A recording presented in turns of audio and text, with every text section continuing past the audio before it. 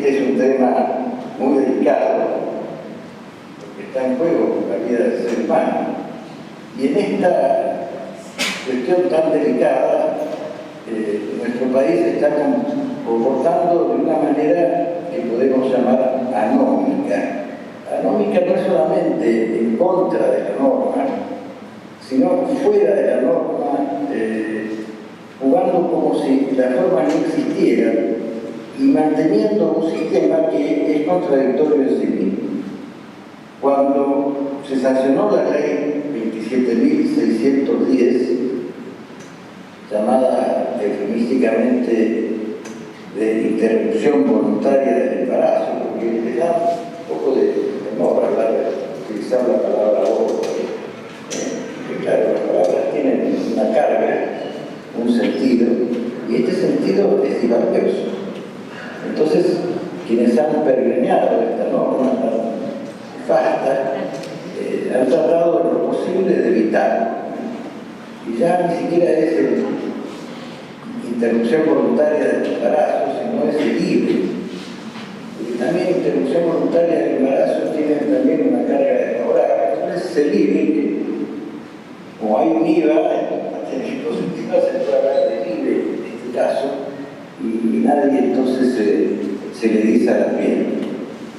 Sin embargo, el problema está en grave, porque las estadísticas muestran que la cantidad de abortos en nuestro país es muy grande, en comparación con la cantidad de nacimientos. Lo que importa un problema moral también muy delicado, además en el orden político, de una cuestión demográfica que para la Argentina es grave. Pero lo importante es que vivimos en esa contradicción. Cuando hace ya 20 años, no, 10 años, se sancionó, un poco más de 10 años, el nuevo Código Civil, mantuvo los criterios que había utilizado Vélez Arfield en el Código Civil histórico. El artículo 19 del Código Civil dice, comienza la existencia, habla del comienzo de la existencia, dice la existencia de la persona humana. La existencia de la persona humana comienza con la concepción. El artículo 20 especifica que la época de concesión hace la aclaración sobre el punto. Esta norma estaba y está en completa coincidencia con la Constitución Nacional. Ya en 1994, el constituyente trabajó sobre conceptos que en 1953 no era necesario especificar. Ninguno de los constituyentes, los padres fundadores de 1953, hubiese pensado que el aborto podía ser un derecho constitucional, como lo declara esta nefasta ley 27610.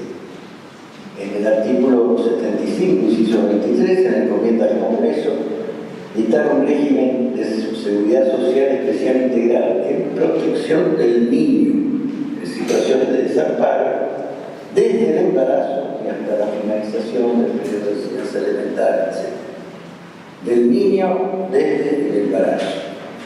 Utiliza acá la Constitución ya un concepto, niño. Y este concepto jurídico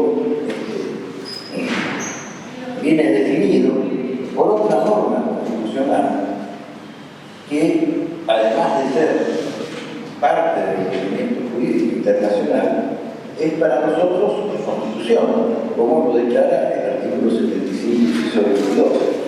Se trata de la Convención sobre los Derechos del Niño, que la ley de su aprobación, la ley 23849, hace una aclaración muy importante.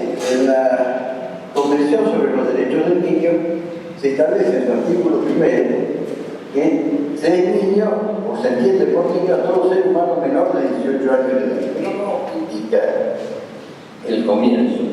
No lo indica porque dejó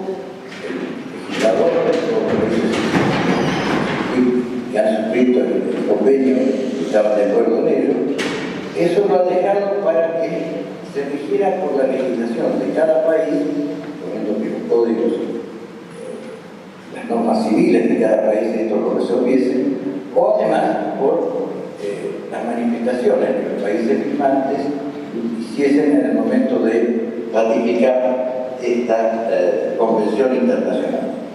Nuestro país, como todos sabemos, ha dicho que se declara que el artículo primero debe interpretarse en el sentido que se entiende por niño todo ser humano en el momento de su concepción y hasta los 18 años de edad. Entonces ya tenemos una denominación constitucional, una, yo diría, especificación, personificación constitucional, el niño. ¿Y qué es niño? Niño es un ser humano entre la concepción y los 18 años de edad.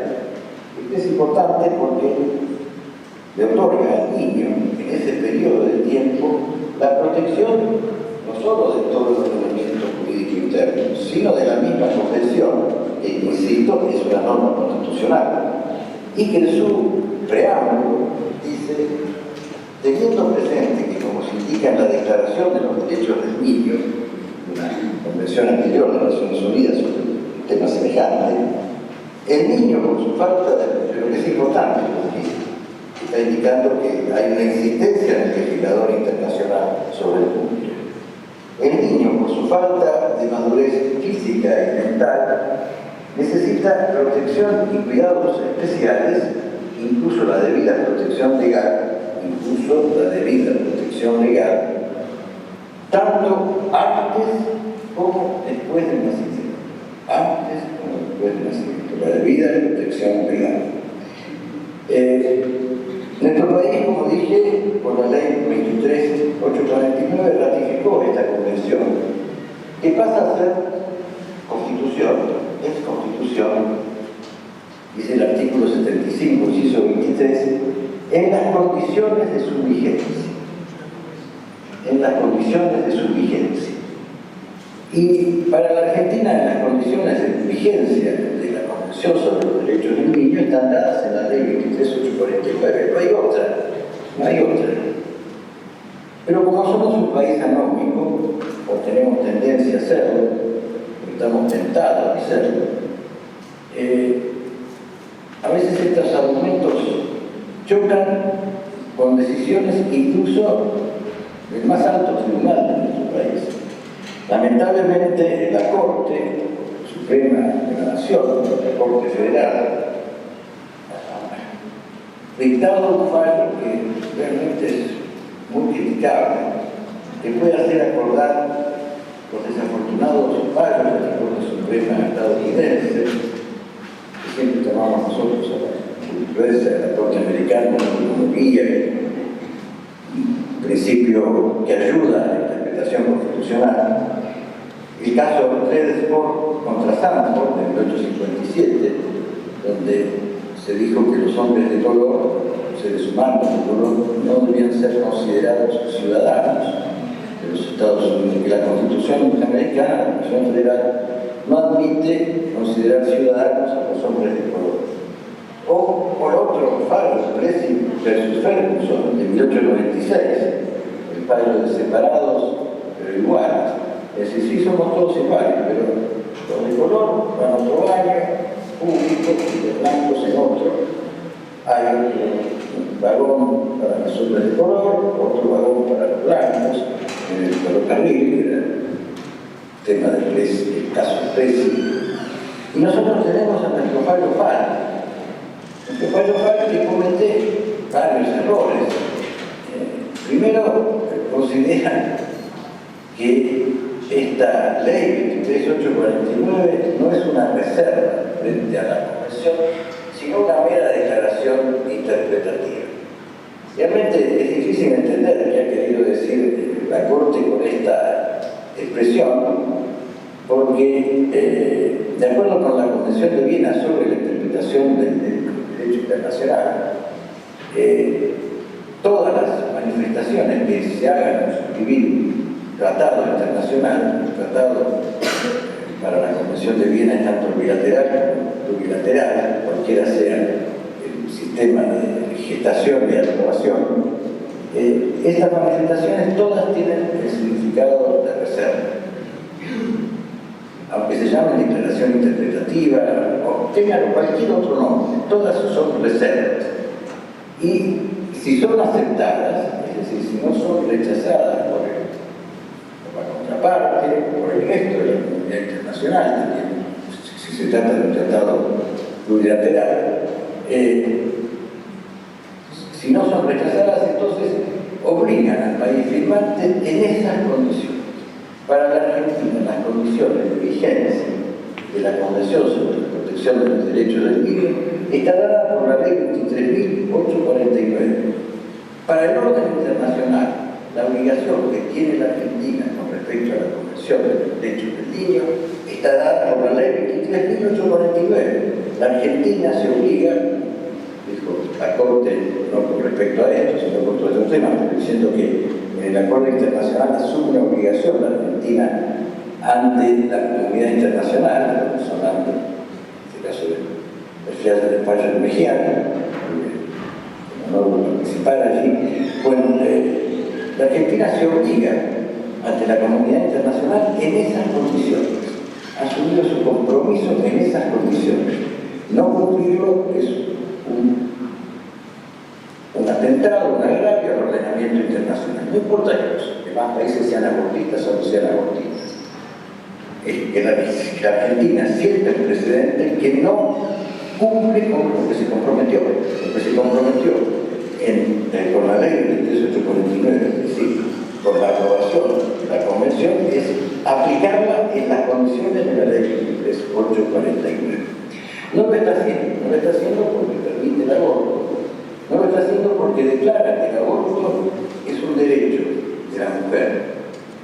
O sea, mientras esté vigente el artículo 19 del Código Civil, mientras esté vigente la Convención sobre los Derechos del Niño, ley de 1849, la Convención más ley de 1849, mientras esté vigente el artículo 75, inciso 23 de la Constitución, nosotros, y por eso yo hablaba de anomia, tenemos el raro, también es trágico, además de raro, sistema que hemos consagrado un derecho, el derecho de la mujer, en la ley 27.610, un derecho a matar al otro. Discúlpenme, no quiero agraviar a nadie utilizando la expresión matar, pero quitar la vida, podemos interrumpir la vida para estar más en la idea así mantecosa de libre, endulzada de libre, la vida de un ser humano. La ley que reconoce que es un ser humano, que por supuesto no está volando en el aire, sino está basada en comprobaciones científicas y en análisis científicos, aparte de ser lógica y aparte de ser derivada del propio derecho natural, de la propia razón del hombre, ¿no? que puede ser concebido que eso no es un ser, es un ser de qué especie, es la especie humana, entonces es un ser humano. Esto no necesito haber aprobado metafísica para desarrollar este sencillo pensamiento. Entonces, autoriza a matarlo siendo inocente. Cuando también nuestra Constitución, a través de la Convención Interamericana de los Derechos del Hombre, prohíbe a los países que no tienen pena de muerte para castigar a un culpable, prohíbe establecerla a partir del momento de la vigencia de la misma Convención, prohibición que cae a nosotros. Nosotros mantenemos, sí, la posibilidad de quitarle la vida a un inocente. No se la podemos quitar a un culpable, pero sí se la podemos quitar a un inocente. Esto es lo que significa la anomia.